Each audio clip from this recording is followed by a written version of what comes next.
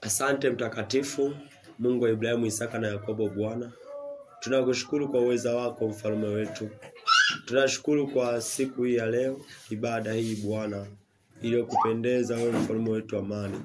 Na tuweze Bwana kutujalia katika ushirika huu wa Afrika Repent Bwana, ambao ni ushirika wako mfalme wetu, si kwa akili zetu, bali Bwana ni kwa uweza wako. Kupitia Roho Mtakatifu umeweza kutuunganisha tuweze kujifunza neno lako Bwana. Sasa na wenzetu Bwana ambao umetuunganisha kupitia uweza wa Roho, wanaendelea nao kujifunza zaidi na zaidi Bwana kupitia ushirika wa Afrika Repent Kenya. Na Bwana tujalie kuendelea kwa pamoja, tujalie kudumu katika upendo, kudumu katika neno lako mfalme wetu amani. Na Bwana tunaomba utufungue, utufundishe. Tunaamini kufundishika kupitia neno lako, kuongozwa kupitia neno, hata kutuadibisha pia Bwana. Nami kwa jina la Yesu Kristo naomba na kuamini. Amen. Amina. Bwana Yesu asifiwe.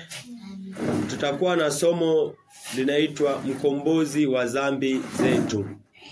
Mkombozi wa dhambi zetu. Haleluya. Haleluya.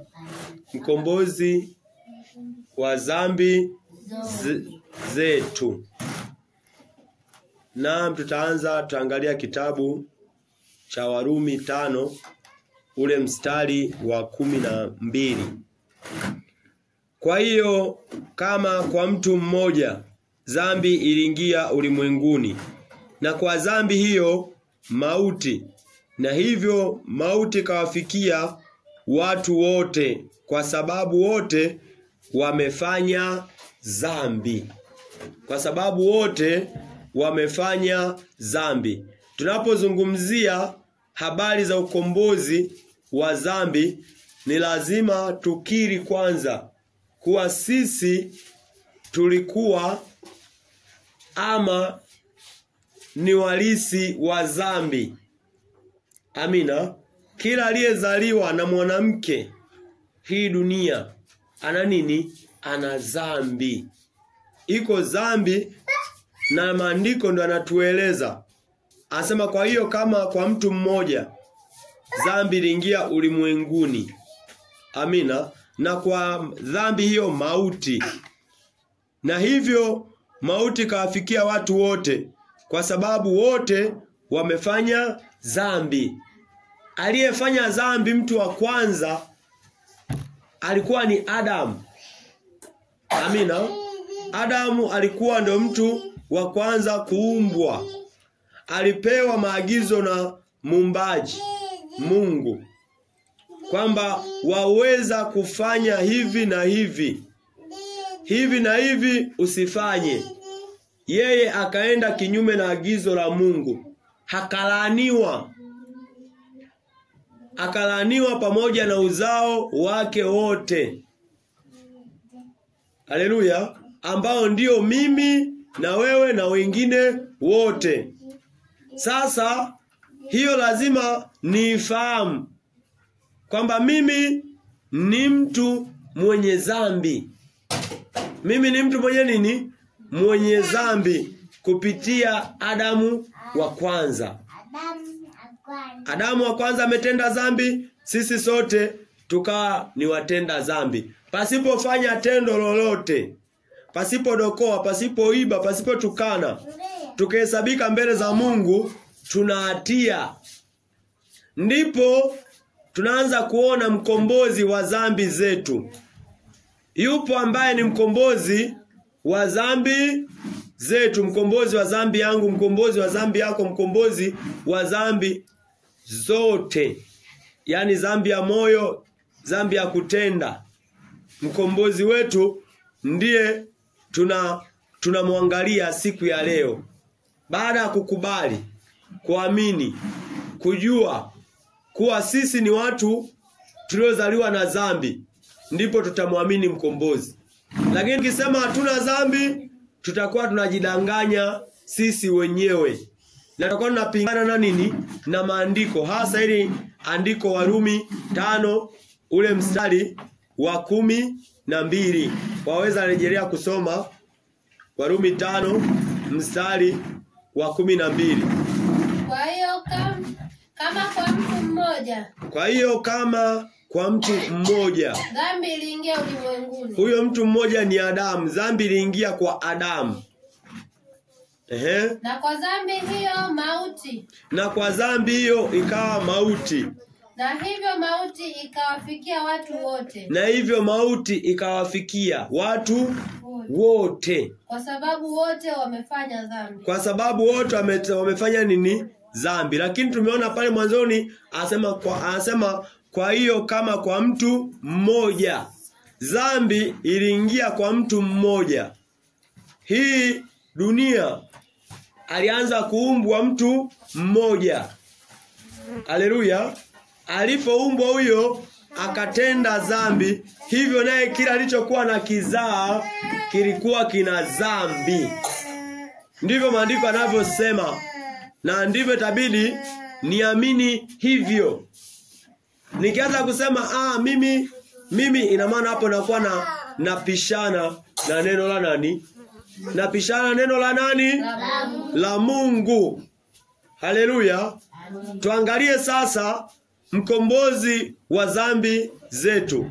Tutasoma kitabu Mathayo 1 ule mstari wa 21.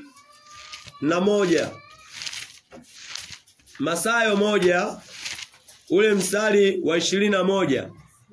Naye atazaa mwana. Naye atazaa mwana.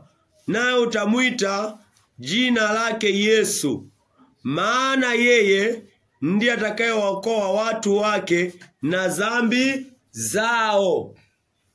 Yesu Kristo atawaokoa watu wake na nini? Na dhambi na dhambi zao. Baada ya kuamini ya kuwa sisi sote kupitia Adamu wa kwanza tunahesabika tumetenda dhambi. Lakini Mungu anaandaa mpango wa kutuondoa katika hali ya dhambi, hali ya utumwa wa nini? Wa dhambi. Maandiko yanaweka wazi kuzaliwa kwa Yesu Kristo ambaye ndiyo mwana wa Mungu. Alizaliwa kwa kusudi maalum. Kwa kusudi gani? Maalum la kuja kutuokoa watu wake na dhambi zetu. Na narejelea kusoma tena. Anasema naye atazaa mwana.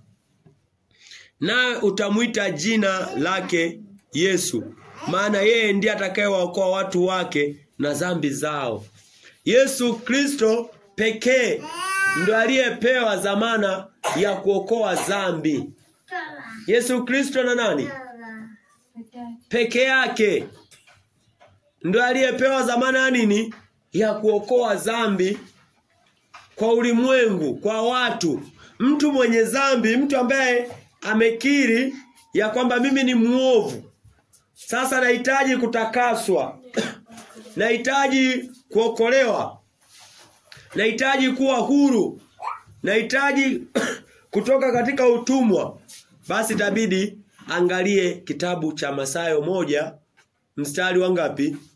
Wa 21. Wale waweza kusoma tena Mathayo 1 mstari wa 21. Naye atazaa mwana. Naye atazaa mwana. Nawe utamuita jina lake Yesu. Nawe utamuita jina lake Yesu. Maana yeye ndiye atakayewaokoa watu wake na dhambi zao. Yeye ndiye Mwokozi. Haleluya. Yesu Kristo amezaliwa ili afanye nini? Atuokoe. Ili atuokoe, aniokoe, akuokoe. Pasipo Yesu kuzaliwa hakuna wokovu. Hakuna mkombozi. Kwa tunakombolewa kwa jina la nani? La Yesu. Amen. Haleluya. Amen. Sisi sote tuweke tumaini kwa jina la Yesu Kristo. Maana maandiko ndivyo yasema. Maandiko ndivyo yatufundisha kwamba Yesu Kristo naam amezaliwa. Wangapi tunaamini Yesu Kristo alizaliwa? Wote tunaamini kwamba Yesu Kristo alifanya nini? Alizaliwa kwa sababu ya nini? Kwa sababu ya kuokoa watu wake na dhambi zao. Hivyo nikiendelea kuishi katika dhambi, hivyo ninaamini kabisa kuwa Yesu Kristo hakuzaliwa kwa sababu ya kuokoa dhambi. Alizaliwa tu kwa kazi zake na yeye. Yesu aliacha enzi. Aliacha sehemu nzuri huko juu. Akaja duniani kuvaa mwili wenye dhambi, wenye mateso, wenye magonjwa, wenye changamoto za kimaisha za hapa na pale, lakini kusudi na mantiki yake na lengo lake ilikuwa aje aokoe watu wake. Watu wa Yesu wako na dhambi. Nani aje waokoe? Yesu Kristo. Anakuja duniani, anamuokoa mwanadamu. Anamuokoa nani? Mwanadamu. Yeye ndiye mwokozi. Anaanza kushughulika na hiyo kazi ya uokozi. Sasa huyu mwokozi leo tutamwangalia anaokoa kwa namna gani? Haleluya. Je, huyo Yesu anaokoa kwa namna gani? Au anashika tu mikono anatuvuta katika hatari tunakuwa salama? Aidha anatuombea, aidha anatuimbia, aidha anafanyeje? Maandiko yameweka wazi ni namna gani dhambi iliingia ulimwenguni, ni namna gani mkombozi aliingia, na anasema yeye nini ili uweze kuokolewa. Tutaangalia kitabu Mathayo. Kitabu nini? Mathayo 4. Mathayo mtakatifu 4 mstari wa 17. Tokea wakati huo Yesu alianza kuhubiri na kusema, tubuni kwa maana ufalme wa mbinguni umekaribia. Tokea wakati huo Yesu alianza kuhubiri. Tukikaa kujua kwamba Yesu Kristo alizaliwa kwa kazi gani? Ya kuokoa watu. Ni mkombozi wa nini? Wa dhambi. Sasa yupo katika majukumu ya kwanza kuokoa, kukomboa hiyo dhambi. Haleluya. Amen. Yupo katika nini? Katika majukumu, ambaye ni mwokozi au ni kamanda wa kikosi cha uokoaji. Yuko na silaha ambayo sasa itakuwezesha niweze kufanya nini? Kuokolewa au dhambi iweze kutoka. Yesu anaanza kusema tubuni. Haleluya. Wote tuseme tubuni. Tubuni. Tuseme kwa pamoja tubuni. Tubuni. Kwa maana ufalme wa mbinguni umekaribia. Tuseme kwa maana ufalme wa mbinguni umekaribia. Kwa maana ufalme wa mbinguni umekaribia. Hivyo ndivyo huyu mkombozi wa dhambi anaelekeza namna ya kukombolewa. Haleluya. Sio kwamba tu alipozaliwa, alipotua duniani, basi dhambi zote zikenda zikanasa mwilini mwake. Hapana.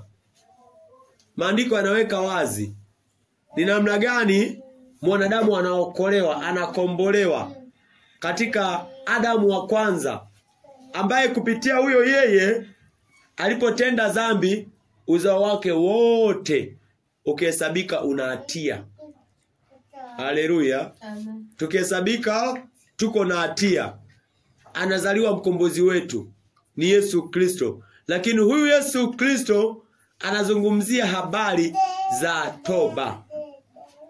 Toba nikiamini aliyesema ni Yesu na nikafanya hivyo nitakombolewa.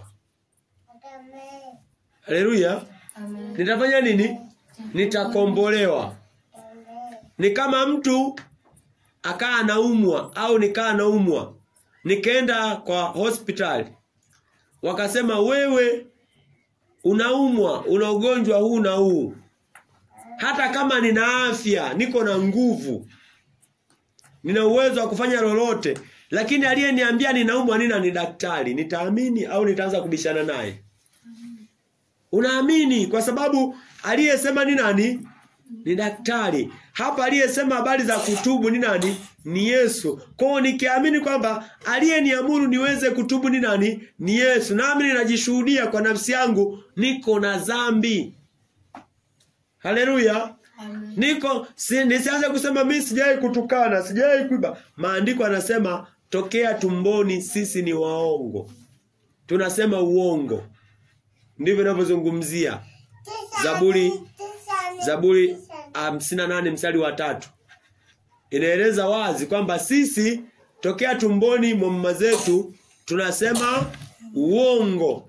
Kwa kabla sijatenda lolote mbele ya Mungu nina hatia. Ndipo Yesu anazaliwa aweze kunifutia hicho kibao cha nini? Cha hatia.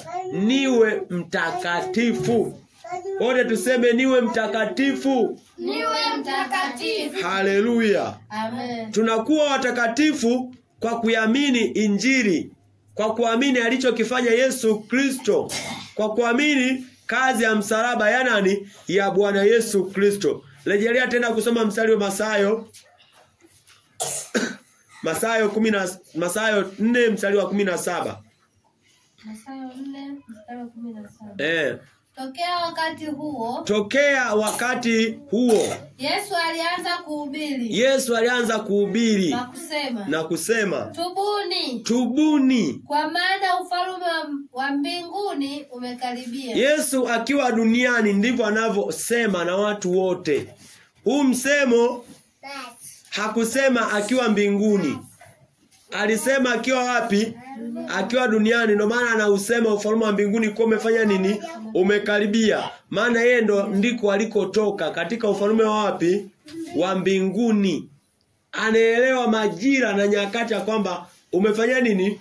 Umekaribia. Yesu yuko duniani, ambaye ndo tunaamini ni mkombozi wa dhambi.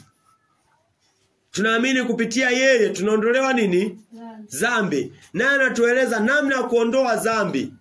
Anatupa, tunaweza kusema mbinu pekee ya mwanadamu ili aweze kuondolewa dhambi ni toba. Haleluya. Nifanya nini? Ni toba, ni kutubu. Sasa angalia tunatubuje? Unaweza ukaambiwa tubuni, usielewe utatubu kwa namna gani. Maandiko yameweka wazi.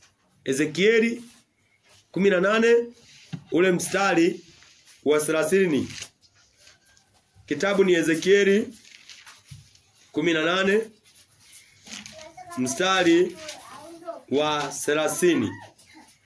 Anasema hivi: basi nitawahukumu nyinyi nyumba ya Israeli, kila mmoja kwa kadri ya njia zake, asema Bwana Mungu.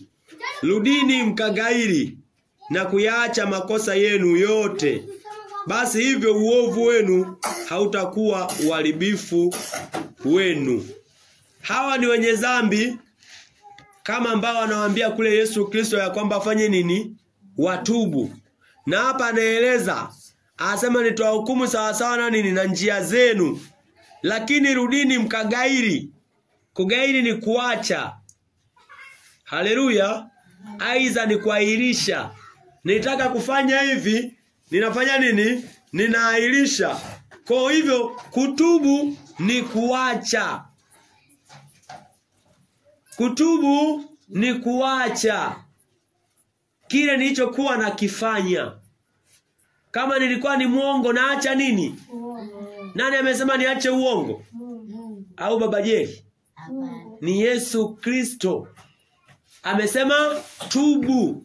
Kwa ninaposema ninatubu, ninaacha, naanza kukiri mbele za nani? Za Mungu. Huko ndio kukiri. Unatubu, unakiri uovu wako kwa Yesu Kristo. Haleluya. Aliyekuamuru. Huku umefanya nini? Umeacha. Sio unasema Mungu nisaidie, ni unalia, afu baadaye unarejelea vile vile. Unaenda unaiba tena. Mungu unaichukia ile dhambi. unazini tena. Hapo unakuwa utubu. Hata ungeenda kanisani mwaka na miaka na mamiaka, utaenda jehanamu. Haleluya. Yesu ndio kanisa. Ndio anaelekeza kanisa lake sasa. Liweje? Liache kutenda mabaya. Liache kutenda mabaya. Ndio maana anasema tubuni. Haleluya na Mungu. Amen. Anasemeje? Tubuni. Acheni. Mkiacha, mniamini mimi, mnisikilize mimi, ndipo uovu wenu hautawashtaki tena. Unaelewana Sofi? Sara, unaelewa? Shuku, unaelewa? Yesu anasema tubu, acha. Acha uongo. Acha matusi. Acha hasira. Acha usingiziaji. Ni nani amesema? Ni Yesu. Usipoacha unakuwa umefanya kiburi mbele za nani? Za Yesu. Ukifanya kiburi unaenda wapi? Unaenda Mbeya. Jehanamu. Jehanamu kuna nini? Kuna chips. Kuna moto. Kuna moto. Na kulia na kusaga meno. Kulia na kusaga meno. Moto mkali. Ezekieli 31. Tumesoma 31. Tupilieni mbali nanyi makosa yenu yote mlioyakosa. Tupilieni mbali makosa yenu yote mliofanya nini? Ndio likosa, lakini sasa yaache, yatupilie. Nimewahi kusema hivi, kitu kinachowekwa na kitu kinachotupwa ni vitu viwili tofauti. Kinachotupwa unavugumisha uelewe hata kinakoenda kudondokea. Lakini unachokiweka unaenda unakiweka juu ya meza, baadaye utakirudia. Kwa dhambi tunaitupa. Kwa kuwa Yesu ndio alivyosema, tupilieni mbali. Amina. Asema tupilieni mbali makosa yenu yote mlioyakosa. Jifanyieni moyo mpya na roho mpya. Mbona mnataka kufa, nyumba ya Israeli? Sisi wenyewe ni nyumba ya Israeli wa kiroho. Tukihitaji kufa, tukiendelea na yale makosa ambayo Mungu, ambaye ndo kupitia jina la mwana mpendwa pekee Yesu Kristo amemtuma ili aweze kutuongoza.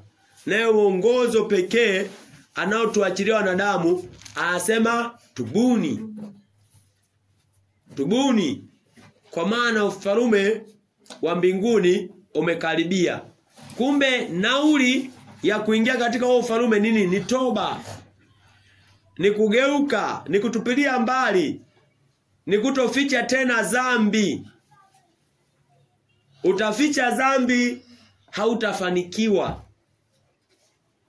Mpaka utakapoziungama ndipo utapata nini? Rehema. Kuziungama ni kuzikiri. Kuungama ni kufanya nini? Kuzitaja mbele ya nani? Ya Yesu Kristo. Kuzitaja mbele za Yesu Kristo. Na ukiamini nikizitaja zinaondoka. Maana aliyesema ni mtawala. Naweza nikaamini nina ugonjwa huu kwa sababu aliyenipima ni dokta. Amina. Yeye ameangalia, ameuchunguza mwili wangu, ananipa majibu, sitabishana naye. Ndivyo vivyo. Huyu ndio Yesu alivyosema hivi, tuamini hivyo.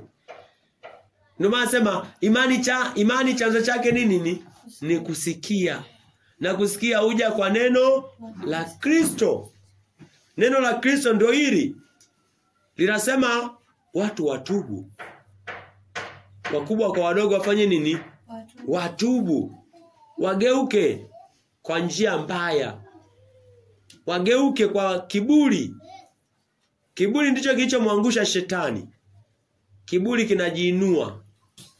Unajiona wewe ndio wewe, hauna hali ya kunyenyekea. Kristo anasema wewe tubu. Ufalme unakaribia.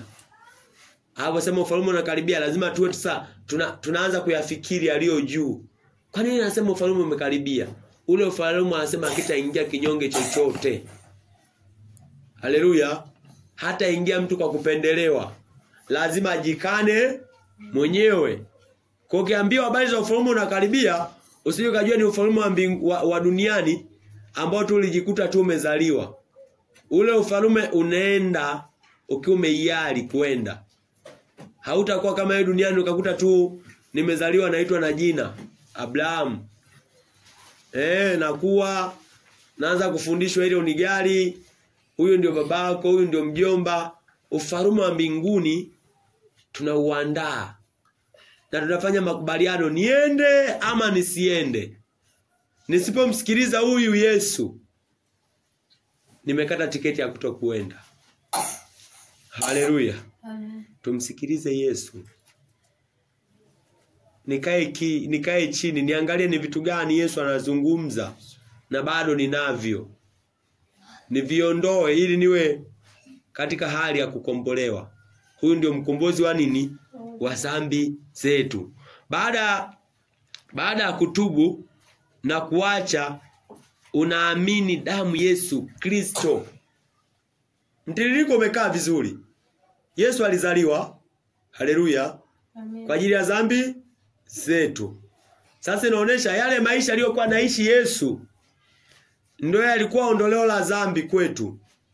Hatua zote alizopitia ndivyo akana tufundisha kwamba tukifuata vile tutakuwa nini? Tutakuwa salama. Yesu amezaliwa, alipozaliwa akaishi, ikafika wakati akaanza kuhubiri. Si tunafahamu kuhubiri? Ndiyo. Tunaonaga watu wanahubiri. Vuta picha, ndo Yesu naye akawa anahubiri. Hivyo anawahubiri watu na anawaambia watubu. Yesu mwana wa Mungu yupo duniani anahubiri. Hii niweke chini sana. Amina. Niweke chini sana. Niwe katika hali ya kuogopa. Hali ya nini? Ya kuogopa. Injili tunayoizungumza hii ni Yesu alihubiri. Hapa tunapopasoma hapa, nani alihubiri? Ni Yesu. Ambaye amepewa mamlaka mbinguni na wapi? Na duniani. Ambaye ana funguo za peponi na kuzimu. Atafungua, ataweka vile utakavyochagua wewe. Hakuna anayetamani kwenda kuzimu. Wote tunatamani kwenda wapi? Peponi. Amina na Mungu. Ambako kuna starehe, kuna kufarijiwa. Kama tulivyoona yule Lazaro maskini alivyokaa kifuani pa nani? Pa Ibrahimu. Anafarijiwa juu ya tabu zake zote. Alafu kwa akisubiri utawala ambao ndio Yesu anauzungumzia, asema ufalme wa mbinguni umefanya nini? Umekaribia, ambapo Mungu atatawala pamoja na wanadamu wote. Je, katika utawala hakuna asiyetamani kuingia? Ukaone Yesu Mungu ndo anatawala. Amemwachia ulisi mwanawe. Bwana wa mabwana anatuongoza. Huku tumezoelea tu tunaongozwa na mabunge katika utawala huu wa falme za saizi na maraisi. Kula anakuwa Mungu. Hakuna ufisadi tena, hakuna rushwa. Amina. Hakuna kusema sijui nini. Yaani hakuna tena magonjwa, hakuna tena kitu cha hatari. Hakuna kusema utaona nyoka itaniuma. Hapana. Hakuna hata kujikumpa. Maisha safi. Wote ndio tunataka tuende huko. Lakini lazima kwanza tukombolewe. Lazima ufanye nini? Ukombolewe. Na mkombozi ni nani? Ni Yesu. Na Yesu ndio kanuni anayokomboa hii hapa. Hata tungelia hapa tuanze tu kulia tukeshe, tusipofuata hii sana bure. tusipofuata muongozo huu wa kwamba mwanadamu ana dhambi, mwanadamu atubu, amwamini Yesu, sana bure. Tumesema baada ya kutubu, hapo umetambua dhambi zako, upo katika kutubu na umeacha, usiseme ndo nimeokoka. Haleluya. Ingekuwa ni hivyo tumesoma Ezekieli kule. Ile Ezekieli ni agano la kale, amina. Limezungumzia habari nini? Ya kutubu na kugeuka juu ya makosa yao. Kingefaa kile kifungo hata kuendelea hata saizi. Kwamba tu mtu akiacha ameokoka. Baada ya kutubu, umelilia rehema, umeacha, kuna kitu unatakiwa uendelee kukiamini, ambao ni damu ya Yesu aliyezaliwa kwa ajili ya kutuokoa. Kwa kuacha kwangu, kuna vitu unaweza ukaviacha na ukawa tu nayo unavichukia kwa akili yako. Amina. Mimi nachukia ulevi. Je, nikiacha ulevi na kwa nimeokoka? Kuna vitu, matatizo mengine yapo, mimi mwenyewe tu kwa maisha yangu nayachukia. Na uchukia uwizi, siwezi nikaiba. Unaona? Sihitaji matusi, situkani. Unaona? Lakini kwa habari ya kwenda mbinguni kunahitaji umwamini Yesu Kristo. Kwa usije tu kageuka ukabaki vile vile ukasema nimeshaokoka mimi siibi, hapo utakuwa unawaza kuokolewa kwa matendo. Na tunajua kwamba mwanadamu anaokolewa kwa imani. Na afaamini nini? Amini Yesu Kristo. Haleluya. Tusome Mathayo 26 mstari wa 28. Tupo kwenye habari ya ukombozi wa dhambi zetu. Mathayo mtakatifu, somo kipata 26 ule mstari wa 20 na ngapi na 8. Kitabu ni Mathayo 26:28. Kwa maana hii ndiyo damu yangu ya agano. Kwa maana hii ndiyo damu yangu ya agano. Imwagikayo kwa ajili ya wengi. Imwagikayo kwa ajili ya wengi. Kwa ondoleo la dhambi. Ngoja nianzie kusoma hapa ndio tutaelewana vizuri. Tuanze mwanzo kabisa, tulisoma Mathayo 1:21. Nitasoma mimi, wewe utarudia kusoma hapa. Huku ngoja nisome. Haya, tusikilize kwa makini, moyo wako utulie hapa. Anasema hivi, Mathayo 1 mstari wa 21. Naye atazaa mwana, nao utamuita jina lake Yesu, maana yeye ndiye atakayewaokoa watu wake na dhambi zao. Haya, soma hiyo Mathayo 26:28. Kwa maana hiyo damu yangu ya agano. Kwa maana hii ndiyo damu yangu ya agano. Imwagikayo kwa ajili ya wengi. Imwagikayo kwa ajili ya wengi. Kwa ondoleo la dhambi. Kwa ondoleo la dhambi. Amina. Atawaokoa watu wake na dhambi zao. Yesu anathibitisha, anamwaga damu yake kwa ajili ya ondoleo la dhambi. Dhambi imeondolewa. Haleluya. Yesu amezaliwa, ndiyo amezaliwa. Yesu amehubiri, ndio amehubiri. Hakuishia tu kuhubiri, anaenda anamwaga na damu yake ya thamani ili aondoe dhambi. Uwe umeokoka, uwe umeokombolewa, lazima uamini hivyo. Kama uliamini umeokoka si kwa mtiririko huu, wewe hujawahi okoka. Sio wokovu huo. Uokovu umewekwa dhahiri katika neno la Mungu ya kwamba Yesu Kristo anazaliwa kwa ajili ya kuwaokoa watu na dhambi zao. Huyo Yesu Kristo anakufa, anamwaga damu kwa ajili ya ondoleo la dhambi. Tena kwa watu wote. Hii haikuwa tu kwa Wayahudi. Biblia ikizungumzia watu wote ni dunia nzima. Amina na Mungu. Amen. Iniweke chini. Kama nina moyo wa kutokuamini, shida iwe ni kwako. Amen. Si kwa Mungu tena. Mungu amemaliza. Alilia isema imekwisha. Haleluya. Imekwisha. Kwa hapa ni mwanadamu tu. Uondoe moyo wa jiwe, upondeke. Ili neno likuzungumzie, likupee imani.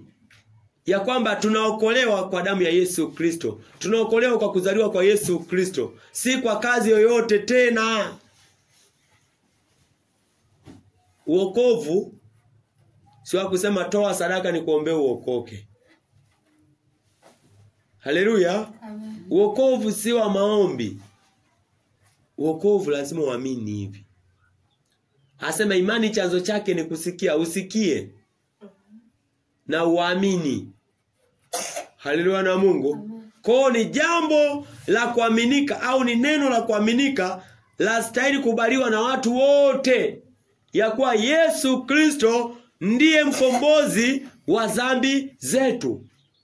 Kichwa cha somo nisema mkombozi wa dhambi zetu. Hivyo tumeshampata. Ni nani? Ni Yesu. Ni Yesu. Mungu atupe nini? Mungu afanye nini? Ili watu waishi wakiamini wamekombolewa.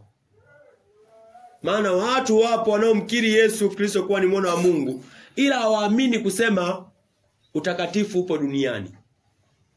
Yesu ameondoa dhambi. Yesu akiondoa dhambi tunabaki wa hali gani? Tunabaki wasafi. Tunabaki watakatifu. Amina na Mungu. Amen. Tunabaki wa nini? Watakatifu. Kitu kinachomzuia mtu kuwa mtakatifu ni dhambi ya Adamu. Dhambi ya kutenda. Haleluya na Mungu. Lakini hapa vyote vimeondolewa. Mfuate Yesu. Yeye ndio njia ya kweli na uzima. Haleluya. Tukimfuata Yesu Kristo, na anajithibitisha yeye mwenyewe. Tumwangalie katika maandiko. Yohana 14 mstari wa 16. Yohana 14 mstari wa 16. Yesu akawaambia, mimi ndiye, asema mimi ndiye njia na kweli na uzima. Mimi ndimi njia na kweli na uzima. Ana hakika kabisa mtu akipita kwa hii njia anaenda wapi? Anaenda kwa Baba. Ukimalizia anasema hivi.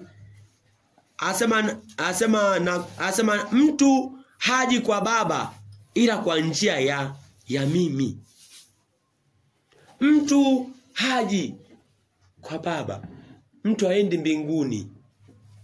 Kama kula hivyo sema ufalme wa mbinguni umekaribia. Sasa ili mtu aende mbinguni, niende mbinguni, lazima nipite kwa hii njia. Hii njia inanielekeza ni tubu. Maelekezo ya hii njia ni toba. Haleluya na Mungu. Toba kwanza, alafu ndipo maisha sasa kujifunza yaendelee. Siwezi nikaa najifunza naendelea katika dhambi, nitakuwa ni uongo. Unajifunza ndiyo, unahudhuria ibada, lakini unaendelea kuwa mzinzi. Hapana. Lazima tupite kwa hii njia. Hii njia hatua ya kwanza kabisa tunaona nasimama inaonesha vibao vya toba. Haleluya. Inasema watu watubu. Watu waungame dhambi zao, ndipo waanze kuipita hii njia. Ili ukaweze kufika kwa nani? Kwa Baba.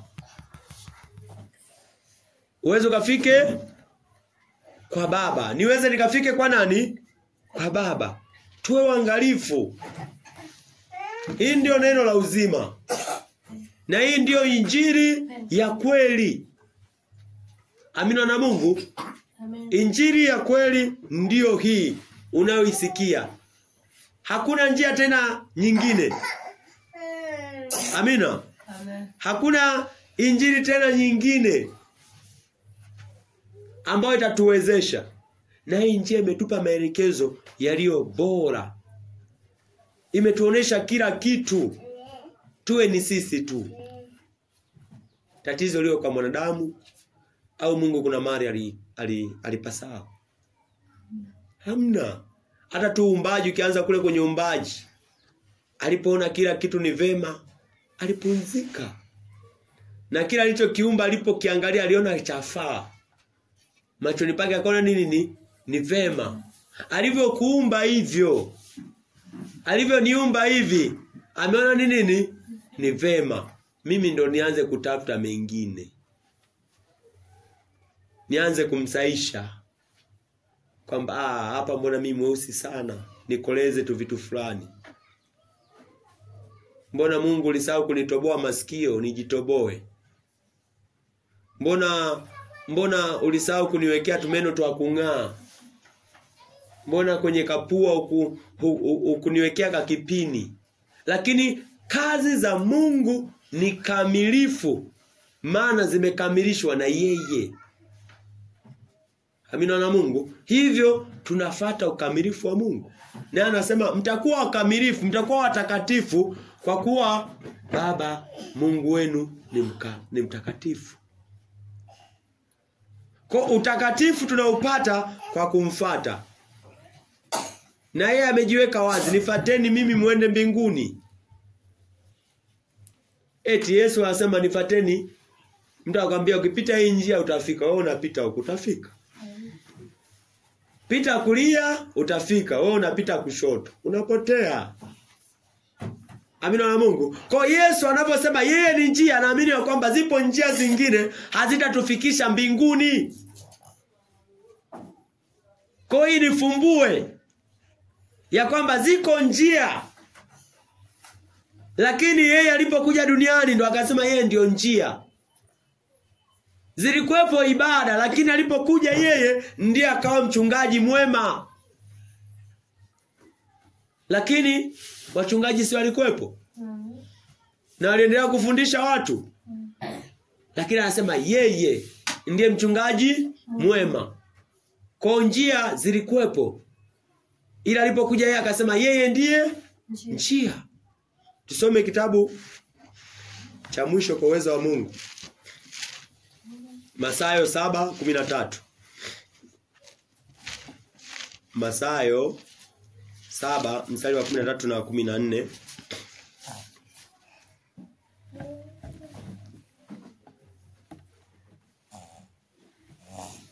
Ingieni kwa kupitia mlango ulio mwembamba. Ingieni kwa kupitia mlango ulio mwembamba. Maana mlango ni mpana. Maana mlango ni mpana. Na njia ni pana. Njia ni pana. Iendayo upotevuni. Iendayo upotevuni. Nao ni wengi waingiao kwa mlango huo. Nao ni wengi waingiao kwa mlango uishia hapo kwa tutamalizia.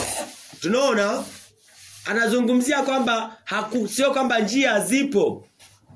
Anasema njia zipo au ipo. Ila nini ni pana. Ila nyie piteni kwa njia iliyo nyembamba ambao ni yeye. Yeye anasema mimi ndimi njia iendayo wapi? Uzimani, iliyo na kweli. Zipo lakini ipo njia nyingine ni pana. Unaijua njia pana? Lazima tuijue. Nina hasira, nina chuki. Unaona? Nina uzinzi, nina uongo. Ila ninaamini niko katika safari ya kwenda wapi? Wewe unapita katika njia pana. Shida si njia. Shida ni njia unayopita. Je, ni ya namna gani? Haleluya. Kwamba shida si kwamba umeokoka. Unaamini kwamba uko na Yesu, lakini wewe unapita njia ipi? Kuokoka inaweza kaa sio shida kwako. Ndio ukakiri umeokoka. Na wengi ndio wanavyokiri. Wanafanya nini? Lakini sasa matunda yako yanapita njia ipi? Wewe ni njia pana, njia nyembamba. Lazima tuwe katika njia nyembamba. Anajua Yesu kwamba njia zipo, lakini haziendi mbinguni na zinadanganya. Zinathibitisha unaenda mbinguni, mwisho wa siku utakuwa motoni. Anasema njia ni nyembamba na waionao ni wachache. Imesongwa ni finyu. Tuombe Mungu atupe macho. Akupe macho, anipe macho. Nione hii njia. Na hii njia ameshaionyesha yeye mwenyewe. Tumeona hata katika Mathayo 4:17. Anasema tubuni kwa maana ufalme wa Mungu Hiyo ndio njia ya kwenda uzimani. Inamhitaji mtu awe katika hali ya utakaso, hali ya utakatifu, ili aende wapi? Lakini ikiwa nitaamini niko na uokovu na niko na matendo ya mwili, niko na hasira, niko na chuki, niko na fitina, niko na choyo, na nina hiyo hainisumbui. Ndugu yangu, tusifichane. Tusifumbiane macho. Ni zaidi wewe unapita njia pana. Tena kwa uwezo wa Mungu akituwezesha, tutakuja tulidadavue zaidi na zaidi ili somo la njia pana. Ili ujione.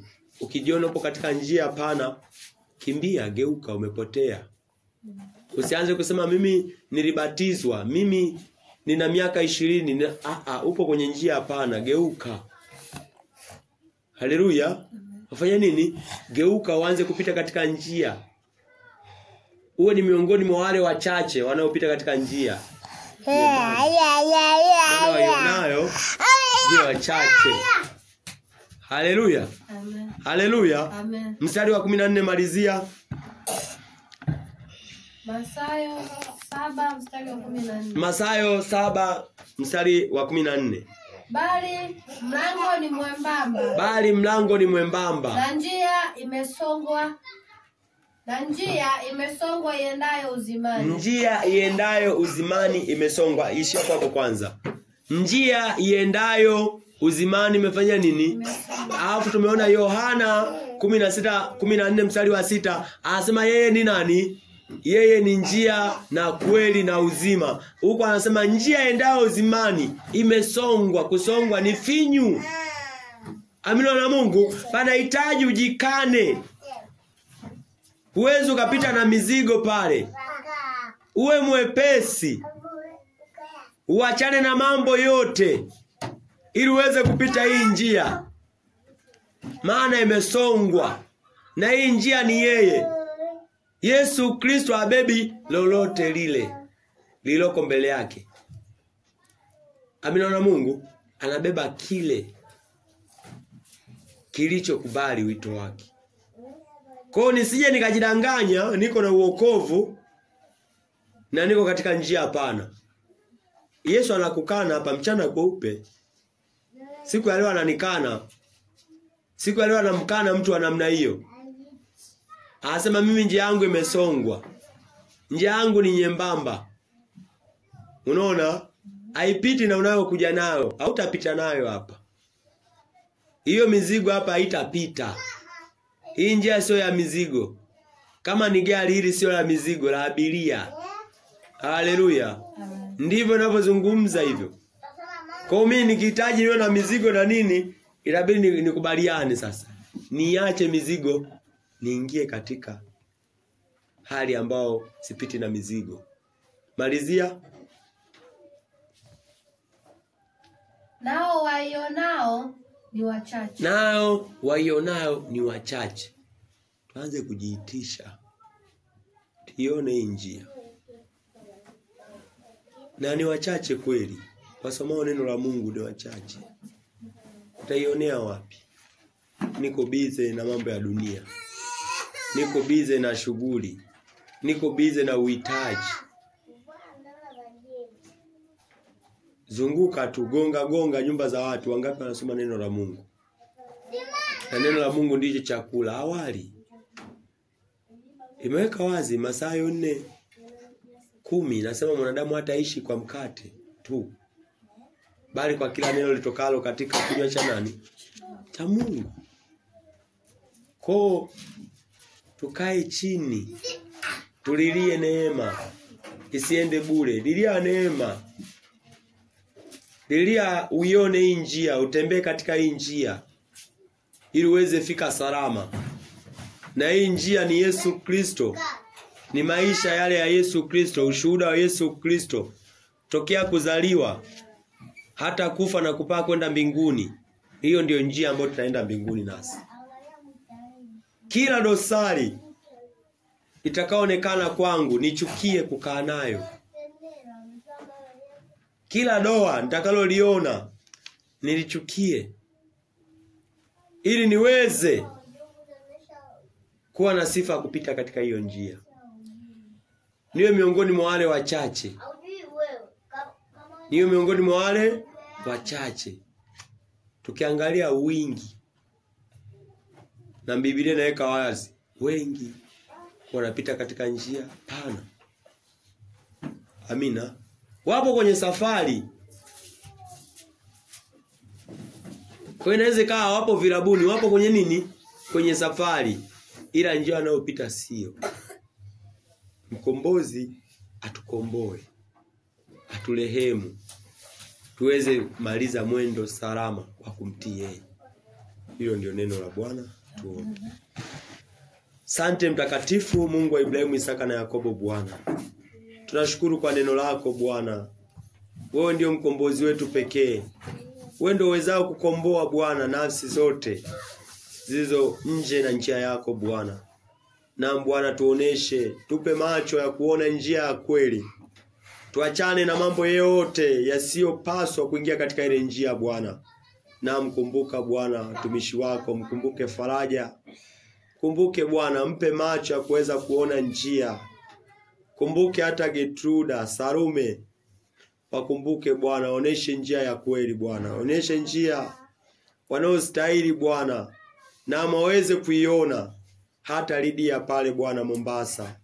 Muoneshe njia ya kweli kupitia neno Bwana. Muoneshe njia inayostahili, ya kwamba njia ndiyo zipo, lakini njia pekee inayostahili ni hii ambayo ndio wewe Bwana. Tuhurumie watoto wako, mfalme wetu amani. Tuwezeshe Bwana, tusaidie. Tunyenyekeze Bwana, ponda mioyo yetu iliyo mizito, iliyo migumu, iliyo jiwe Bwana. Tunaamini neno lako ndio nyundo livunjao mawe vipande vipande Bwana. Na Bwana tunyenyekeze Bwana, tuweze kutoka salama.